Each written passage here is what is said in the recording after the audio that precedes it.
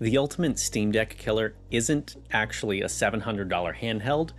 It might actually be this discarded Chromebook I pulled from a recycle bin. Today, we're going to try breaking some of Google's hardware rules, stripping ChromeOS out of this machine, and turning what would be a piece of e-waste into a rather high-performance Steam machine through Bazzite OS. And for me, this upgrade ultimately cost me $0 to get to the maximum performance possible, but it is incredibly risky. If you make a mistake, the laptop is completely bricked. So why even do this instead of just buying a Steam Deck? Well, one, they're expensive. I didn't really want to pay several $100s to get a Steam machine, even refurbished, but I still wanted the functionality of something that ran SteamOS and had comparable specs. Also, this was available. And this absolutely destroys in one single area: raw CPU power. This is an Acer Chromebook Spin 714.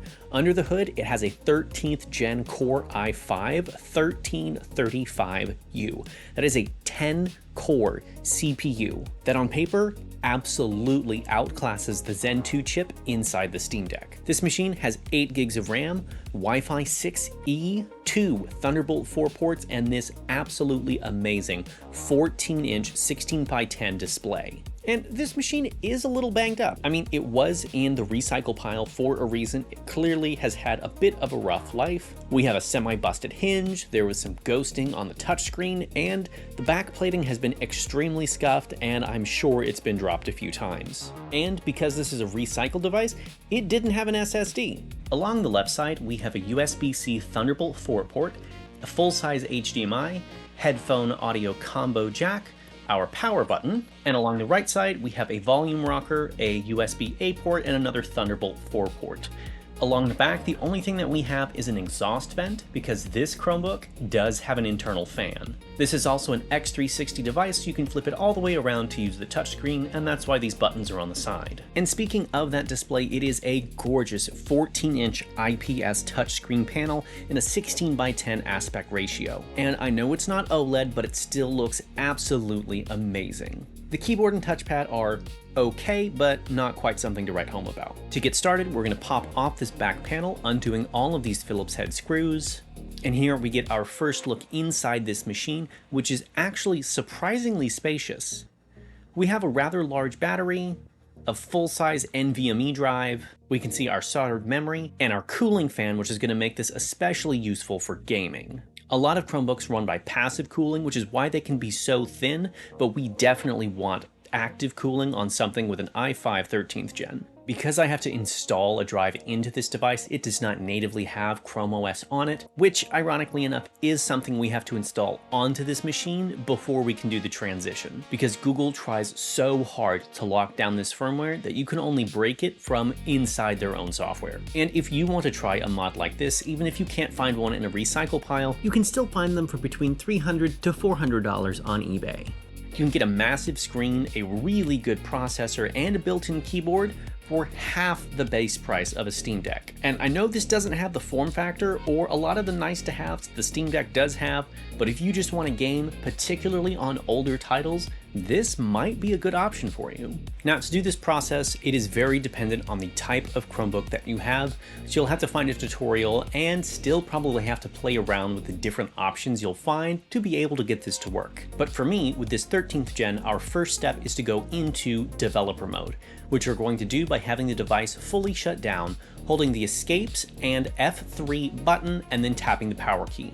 From here, it's going to put us into developer mode, which is going to take about 5 minutes to fully transition. And once you're in developer mode, there are things that you're just going to have to play around with. Some models have a write protection screw you have to remove from the base, some require you to pull the battery entirely out of the machine, and some you can do it with the battery still in. For myself, I actually had to do quite a few different combinations to get this to work, because this particular model is very susceptible to movement, and if I even touch the machine wrong with the battery out, it dies. And I cannot tell you how many times I had to put this into developer mode and get it back out and start this whole process again, and if you want to see all of that, I can put a video together just about that process. But once you've finally been able to bypass the hardware write protection, you are going to run the MrChromebox firmware utility, which uses this script right here. And it took me a very long time to get this right, and I had to redo a whole bunch of stuff a whole lot of times. But finally, I was able to see firmware unlocked. And we were going to go for option 2, which completely removes Google's stock bootloader and puts an entirely clean, full UEFI firmware on this machine. And this is one of the really risky parts of this, because if this part gets interrupted, your machine is toast. Because during this process, we are fundamentally changing how the device even sees firmware. And so we do run the risk of turning this into a paperweight. But fortunately, this actually succeeded, which gave us a standard PC BIOS screen, which gives us the ability to fully remap an OS onto this machine, so we can natively play things like Halo. To start this process, we are going to use Bazzite OS. This is an immutable Linux distribution that is specifically designed to mimic SteamOS like on the Steam Deck. And because of the type of distribution we pulled down, this is automatically going to set our system to boot directly into Steam game mode every single time it powers on. And this interface is identical to what you'll find on a retail Steam Deck. It gives you full controller support, access to your Steam libraries, and the ability to even add custom controls right out of the box. But because this is also a full laptop installation, we also have a fully functional desktop environment to use our full-size keyboard and trackpad for anything that we need it to do. And because Bazzite OS is specifically designed for gaming, it's not just Steam that it supports. It will also do things like Epic Games, your GOG libraries, and a whole host of other emulators and game hosting sites, which you can also add back into Steam, so you can access all of your games from inside your Steam library. But let's download some games. My personal favorite collection is the MCC collection. I absolutely love Halo. From Halo CE on the original graphics all the way through Halo 4 and all of the anniversary editions. And even though I couldn't get the FPS counter to show up quite correctly, every title in this collection worked so smoothly. Only in Halo 2 Anniversary did I have an issue specifically on the Great Journey during the Scarab fight, where the machine did restart, but on the second playthrough it worked just fine. And going back to what I think is even a better use case for this, I loved Star Wars Battlefront 2, which played so nicely on this machine. And because of this display, it just looked so good. For these types of games, it's the extra CPU cycles that really make this shine compared to lower powered handhelds.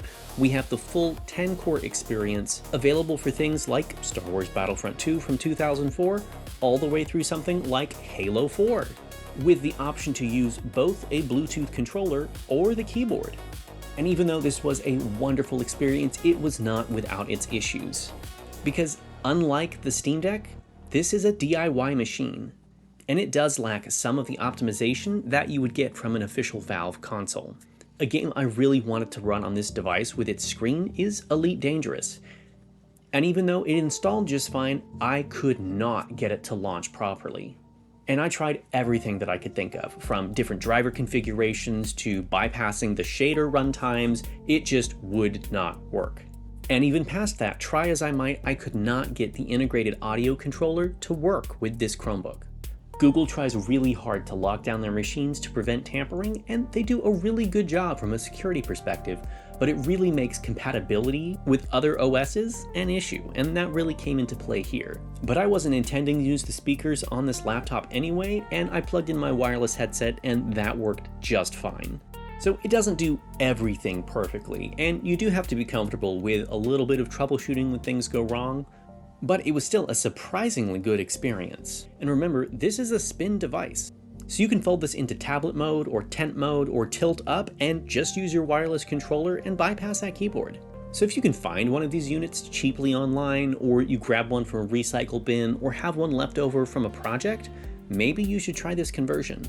Bazzite turns this Chromebook into a phenomenal budget gaming machine. It has power, it has the beautiful screen, even though it does lack some of those more polished console experiences. Let me know if you have any questions about this install process, what type of hardware upgrades you've done to make your machines go even further. Thanks for watching, and let me know what project you would like to see next.